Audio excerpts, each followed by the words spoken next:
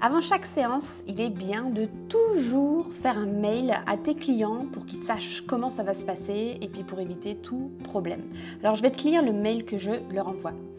Alors j'attends avec impatience notre prochaine session. Aussi, je serai là pour vous guider dans les pauses et si ça peut vous rassurer. Dans 90% des cas, mes clients me disent qu'ils ne savent pas poser et qu'ils ne sont pas photogéniques. Donc rassurez-vous, on va surtout rigoler et passer du bon temps. Ensuite, j'explique comment se passe exactement la séance photo-famille.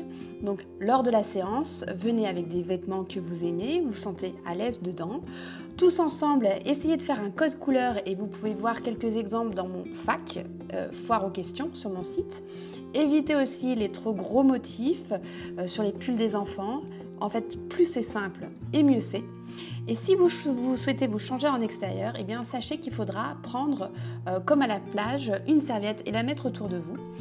Aussi, il arrive qu'il ait plu la veille, donc prenez peut-être, ou alors que le champ soit humide, prenez des chaussures de rechange comme des tennis ou prenez aussi des sacs plastiques pour poser les habits par terre, comme ça permettra aussi de les poser sans les salir. Et enfin, si vous avez peur du froid, eh bien prenez une couverture pour mettre sur votre dos, sur le dos des enfants.